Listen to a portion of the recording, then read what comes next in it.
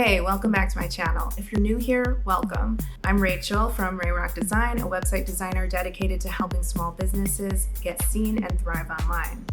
Today, we're diving into part 3 of our How to Create a Website Using Divi series. In this video, we'll walk you through adding a stunning hero slideshow to the top of your website. This hero section will feature multiple slides, eye-catching headlines and subheadlines, and a button that directs visitors straight to the shop page of your website. There are a few different ways to create a hero section with a full-width background photo and with text and a button over top. But in this case, I'm using the slideshow module because it allows us to feature multiple images and slides instead of just choosing one static image. This gives your website a dynamic and engaging feel that can captivate your visitors right from the start. If you haven't watched parts 1 and 2 yet, no worries. I'll drop the links to those videos in the description below so you can catch up if you like. In part 1, I cover some foundational steps from installing Divi to prepping the backend for your content. And then in part 2, I dive into creating a 2-tier menu navigation and 3-column footer. All right, let's get started on part 3 of how to create a website using Divi. Okay, so I'm on the page that I'm going to be adding the slider onto. As you can see, we have the top menu, the main menu, and the footer. So I'm going to click Enable Visual Builder to open up our toolkit. And I'm going to click Start Building. I will click one column. The section is full width, naturally, automatically. The green column or row is not. And so I'm going to change that. Go to Design, Sizing, and I'm going to type in 100% and 100% in max width. Whoops, 100%. And click OK.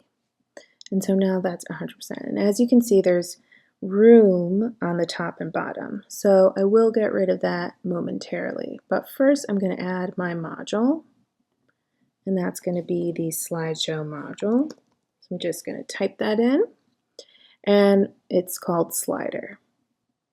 And that by default loads in with a background color, a headline, a subheadline, and a button that are all programmable, and it has 2 slides here in the content area. So if I were to go into each individual slide by pressing that cog, I can change the various text.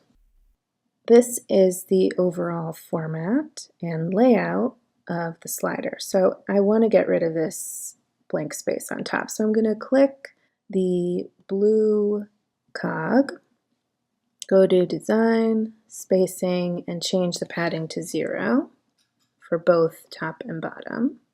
And that closed some of the gap.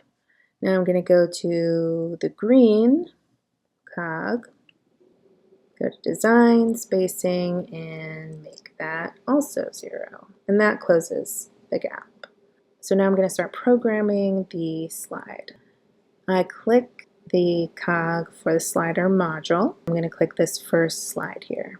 So the first thing I like to do is add my background photo. So in that case, I click background. I can get rid of this fill color, and I'm going to go to the background image tab and add a background image. I already have a ton of photos loaded in here, so I know which one I'm going to use, but if you didn't, you could just go to Upload Files and select your file from your computer and click Upload an Image. And there it is. So now I'm ready to style the text, or add the text, then style it. So go to Text in the Content tab, and my title is going to be this. If you want to check this out without having this box here, you can press the column icon and then it'll show here. You just want to make sure you toggle back and forth between these because, as you see, the size of the screen has changed, and so that doesn't necessarily reflect how it's actually going to look on various screen sizes. So I actually like to mostly have this as a separate window, unless I really can't see something. Okay, so then we're going to add our button text.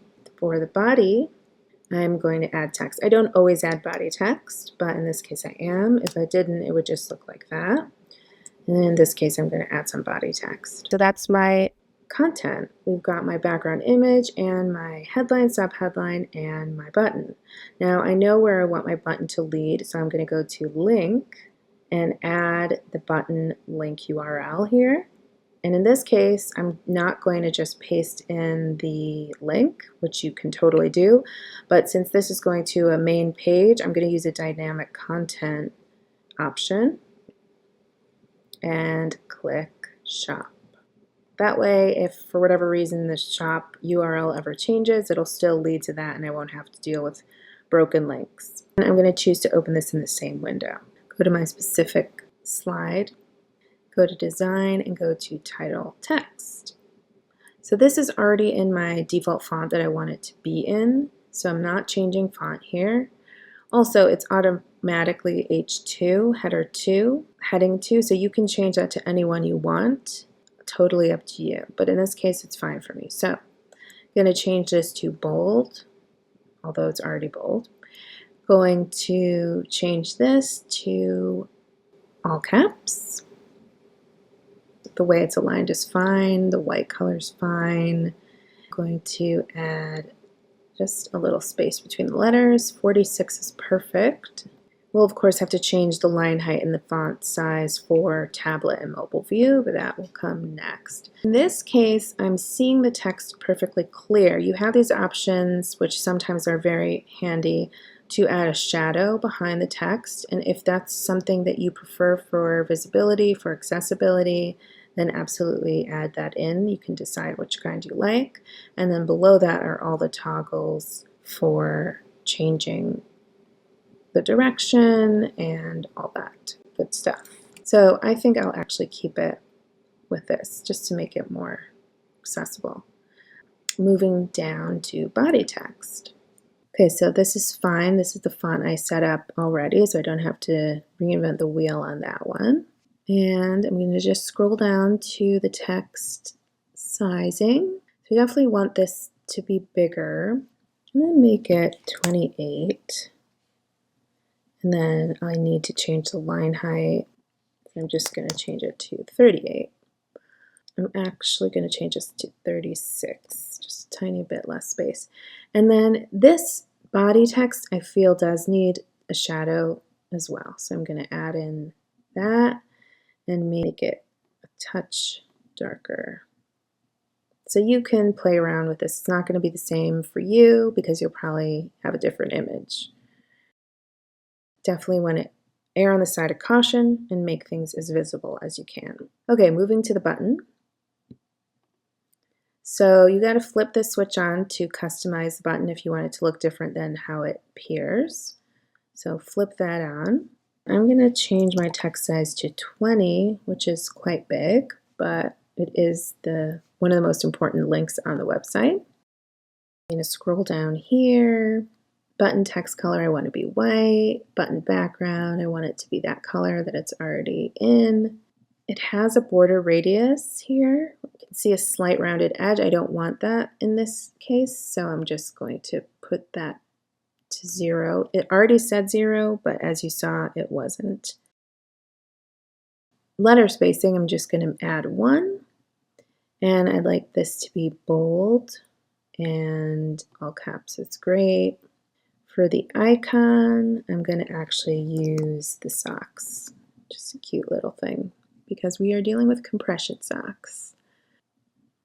Again, you can add a shadow to your text if you want. In this case, I definitely don't need it.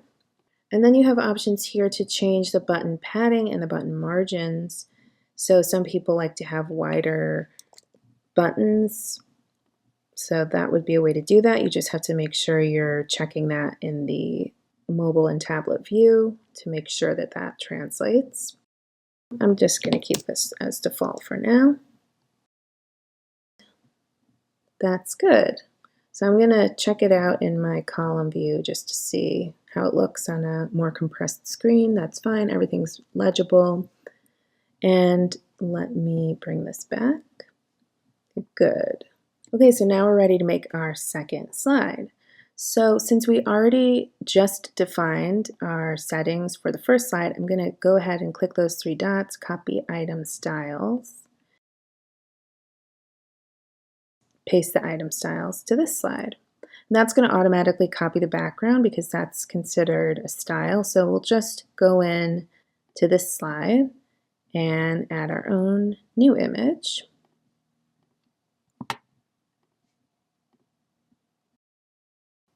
And now ready to add our text in.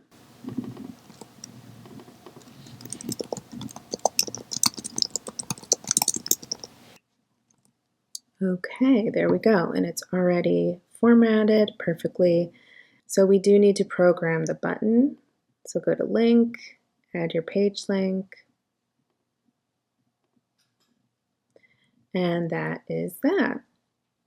And so I'm just going to go ahead and do that for the rest of these slides, and then we'll get to optimizing for tablet and mobile.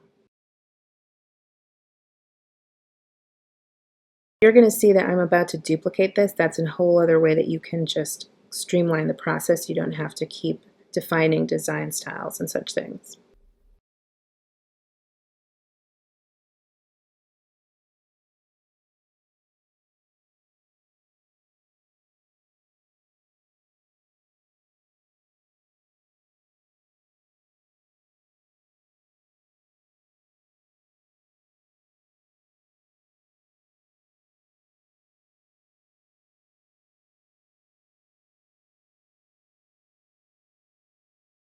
All right, on to the fourth. Change that background color or background image.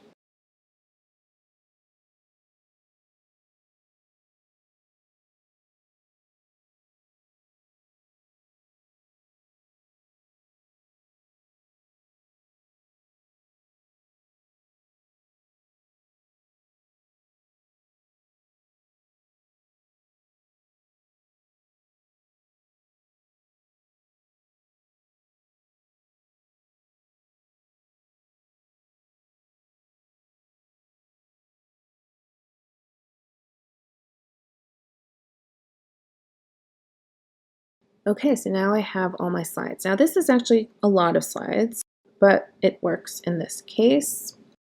Probably most people aren't going to be sitting here watching your slideshow for that long. They're going to scroll down the page to whatever content comes next, but if you want to have it, feel free. Now there's a few other things that needs to happen, and then the last thing is to actually make this move on its own, because right now it's static, so someone who went to your site would have to click the arrows to get to the next slides. But first we're going to deal with making this and all these slides work for mobile. So let me click this top slide here. And since I have different text per slide, I'm going to do these individually because it's going to be different depending on how the text fits on the page. If I have less text, it's going to be easier. If I have more text, it's going to be harder to adapt it. But yeah, in this case, I'm going to do it manually. Okay, so to my first slide, and I'm going to go to Design and go to Title Text and scroll down here to Title Text Size. And just when you hover over here, these icons come up. So I'm going to click once and go to Tablet View. So everything fits, everything's legible, but I don't like that these two sizes are the same ultimately. So let me go in here and tweak it. All right, so I'm going to leave it 45. And now I'm going to move on to the body text. And in this case, since this thinner text is a little bit hard to see on mobile, I'm going to go to this tablet view on the body font area, and I'm going to make this semi-bold. And now I can see it much better. Okay, so now the button to me looks very big, so I'm just going to go down to button and change my size just down 2 points. Yeah, that's much better to me. And then I'm just going to go back up to my title text and look at it on a mobile, on a phone. Okay, so wow, this needs a lot of work. All right, so I'm going to cut this down to 26 pixels. That looks good. And then of course the body text has to be brought down as well. Another thing you're going to notice is if you look at it on your phone, it might not look exactly like this. For example, my phone, I have a Google phone, and the display is narrower. So it might look more like that, but this is just a general idea. Okay, so now I'm going to go down to the body text and change that. I'm going to make sure we are in the proper area. If you don't do that, it's going to change it for desktop and it's going to be very wonky. So just remember to hover your mouse over here and click that icon, and then in this case we're doing phone. So I'm going to bring this down to 17 pixels. I'm going to change the line height and I'm going to change it. Oop, got to make sure I click this. And let's do 25. And then the button also needs to be scaled down for mobile, so it's already open. And I'm going to bring it down 2 more points, 3 more points. There we go. So that looks fine. I can read everything. You might want to make this bigger, totally up to you.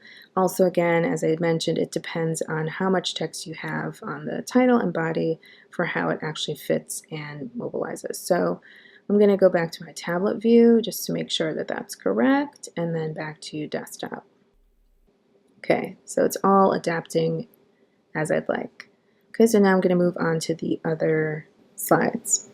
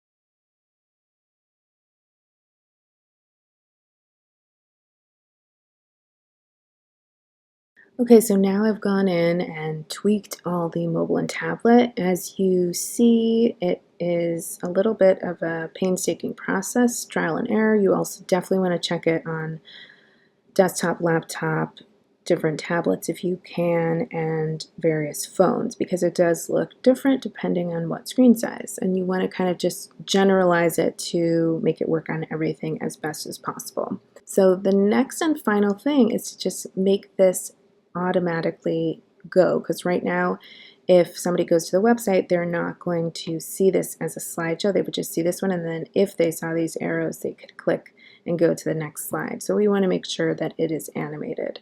So when we're in the main slider settings, we're going to go to Design, Animation, and then click Automatic Animation. And it defaults to, I think, 7,000. So I'm going to keep it actually to 5,000, which translates to 5 seconds. And this can also be determined by how much text you have. If all my slides had a headline and a button, I might change this to 4 seconds or something like that. So it's up to you. You can test it as you go along. And that's it. So check mark and save your work, and then exit Visual Builder to see how it looks. Okay, so this is the final outcome. We've got our button that leads to the shop, and we've got our various slides. And if I don't click that arrow, it will animate on its own. And then of course it will adapt accordingly. Thanks so much for watching part 3 of the How to Create a Website Using Divi series. I really believe that showing the process step by step helps you learn both by seeing and hearing the instructions. Remember, there are always multiple ways to approach web design, so don't be afraid to experiment and find what works best for you. Personally, I have found that I like to work from the top down, starting with the menu, designing the hero section, and then working my way down through the sections. But your process might be just as effective and efficient, so trust your instincts and try different methods. I hope you've picked up some useful tips and tricks to help you build that perfect slider hero section for your website. And if you have any questions, please feel free to drop them in the comments below, and I'll be sure to respond there. And if you enjoyed this video or learned something new, please give it a like, share it, and don't forget to subscribe for more website design tips. Thank you so much for your support, and here's a video if you want to keep the learning happening on typography. Check it out.